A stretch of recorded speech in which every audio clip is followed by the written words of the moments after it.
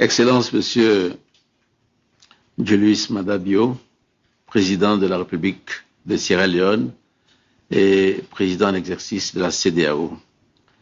Excellences, Mesdames et Messieurs les ministres des Affaires étrangères des pays frères africains, ainsi que les chefs de délégation. Madame la commissaire en charge du développement économique, du commerce, de l'industrie, des mines et du tourisme de l'Union africaine.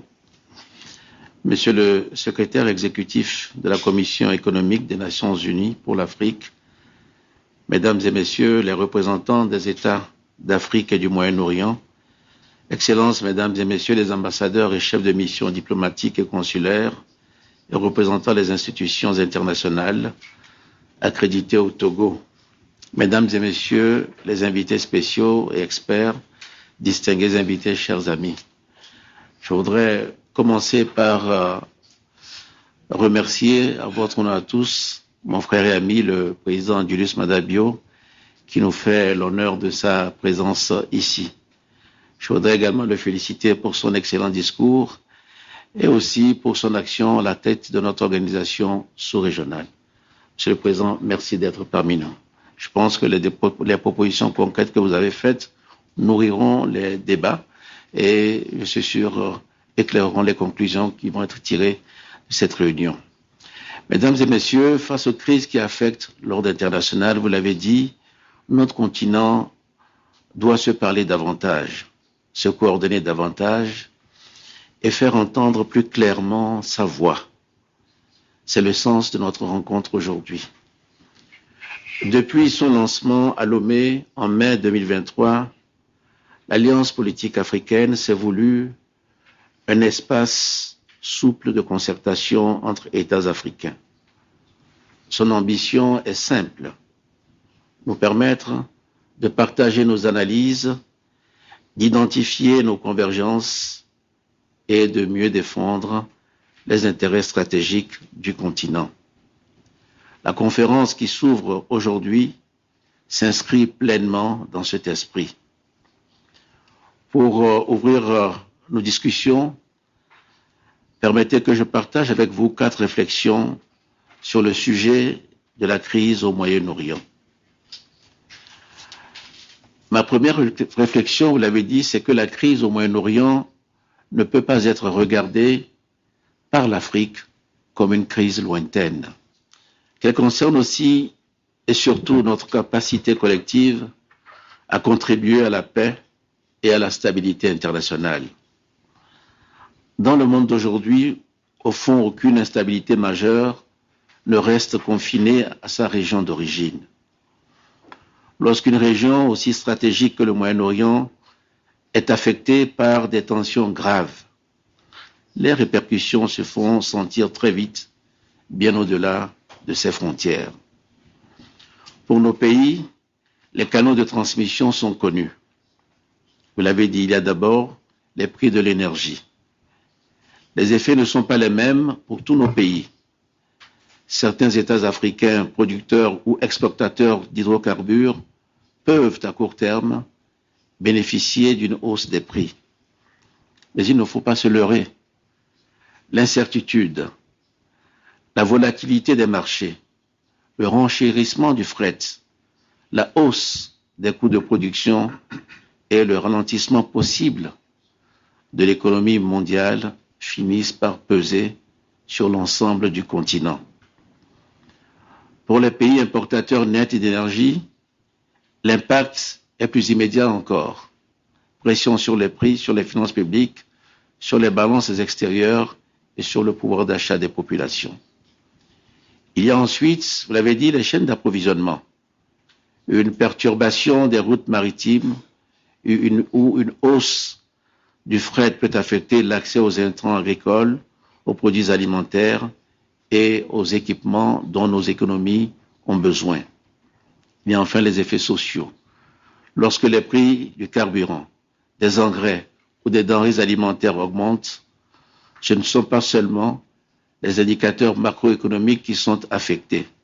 Ce sont les ménages, les producteurs, les entreprises et les territoires les plus vulnérables. Enfin, il y a les risques sécuritaires. Une crise prolongée peut nourrir des dynamiques de polarisation, de désinformation, de trafics illicites, de radicalisation ou de conflictualité hybride. Ces phénomènes ne se produisent pas automatiquement, mais nous savons qu'ils peuvent se propager dans des environnements déjà fragilisés. La crise au Moyen-Orient nous rappelle donc une évidence. Les vulnérabilités économiques et les vulnérabilités sécuritaires sont liées. Et lorsque le monde devient plus instable, les États doivent être capables d'anticiper, de protéger, de décider et de tenir leur trajectoire. Cela m'amène à mon deuxième point. C'est que cette crise doit nous conduire à accélérer la construction de notre résilience. La crise actuelle révèle des fragilités qui existaient déjà. Elle les rend simplement plus visibles, plus urgentes et plus politiques. Elle montre surtout combien nos économies restent exposées à l'incertitude internationale. Incertitude sur les prix de l'énergie, sans doute, mais aussi sur les coûts du fret, sur la disponibilité des intrants, sur les routes maritimes, sur les conditions de financement et sur la trajectoire de l'économie mondiale. C'est pourquoi la résilience ne doit plus être pensée comme une réponse ponctuelle à une crise ponctuelle.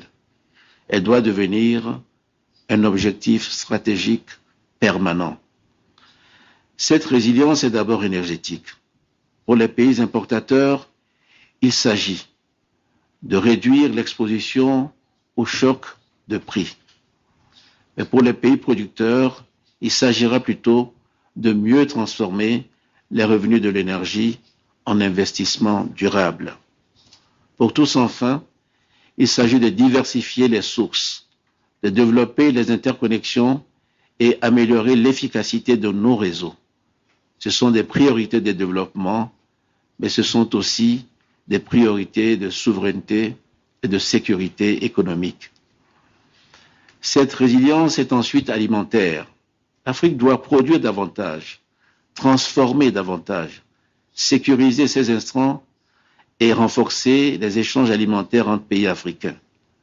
La sécurité alimentaire n'est pas seulement une politique agricole, c'est une composante de la sécurité nationale et continentale. Cette résilience est enfin logistique et macroéconomique. Nous devons sécuriser nos corridors, moderniser nos ports, renforcer nos capacités de stockage, diversifier nos routes commerciales et mieux coordonner nos politiques régionales. Nous devons aussi préserver des marges budgétaires pour répondre aux crises sans sacrifier les investissements de long terme. L'objectif ici n'est pas l'autarcie. L'objectif n'est pas de nous couper du monde. Il est plutôt de réduire les dépendances excessives, de mieux maîtriser nos vulnérabilités et d'accroître notre capacité collective d'action.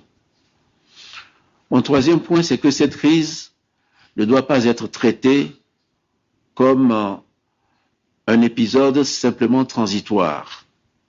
Il serait dangereux de penser que quelques signes d'apaisement suffiraient à refermer le sujet. La situation autour du détroit d'Ormuz n'est pas réglée. Même si des accords de désescalade étaient atteints, leur solidité resterait à confirmer.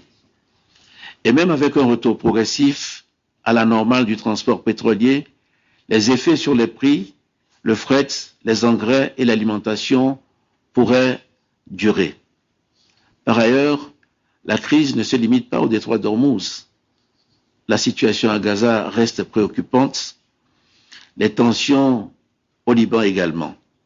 Et les lignes de fracture régionales peuvent encore provoquer de nouveaux épisodes d'escalade.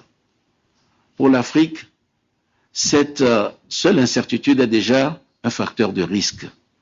Elle pèse sur les marchés, sur le coût, sur les anticipations des acteurs économiques et sur la capacité de nos États à planifier avec sérénité. Nous devons donc regarder cette crise avec lucidité. Elle s'inscrit dans un environnement international plus instable, plus fragmenté, plus polarisé, où les crises régionales peuvent rapidement devenir des crises globales. Cela signifie que la prochaine crise ne viendra pas nécessairement du même endroit. Elle ne prendra pas nécessairement la même forme. Elle ne produira pas nécessairement les mêmes effets.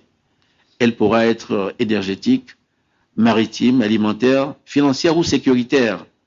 Mais dans tous les cas, elle testera de nouveau notre capacité à anticiper, à coordonner et à protéger nos intérêts. C'est pourquoi l'Afrique doit renforcer ses capacités d'analyse stratégique, de prospective, d'alerte précoce et de coordination politique.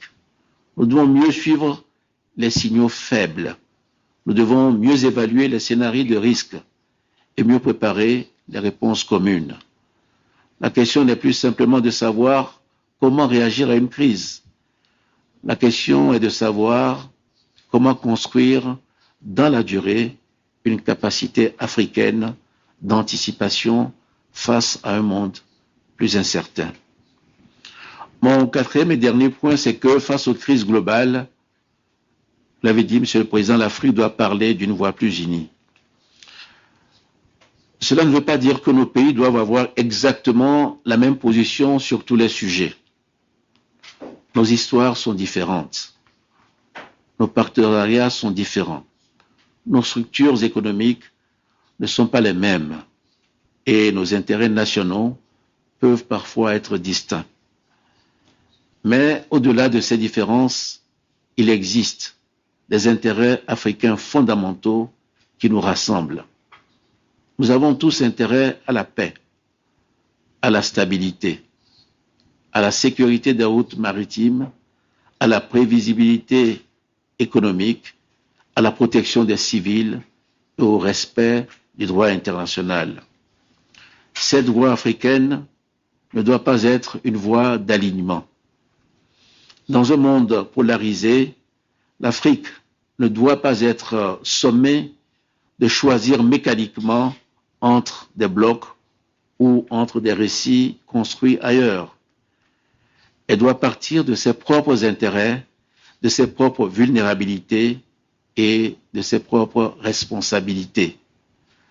Notre position doit donc être souveraine, elle doit être lucide, équilibrée. Elle doit refuser les logiques de confrontation permanente. Mais elle doit aussi refuser l'indifférence face aux crises qui menacent la stabilité internationale. Notre voix doit surtout être une force de désescalade et de dialogue. L'Afrique connaît le coût humain, économique et social des conflits prolongés. Elle sait que les crises non résolues finissent par déborder, par fragmenter les sociétés, affaiblir les États et compromettre le développement.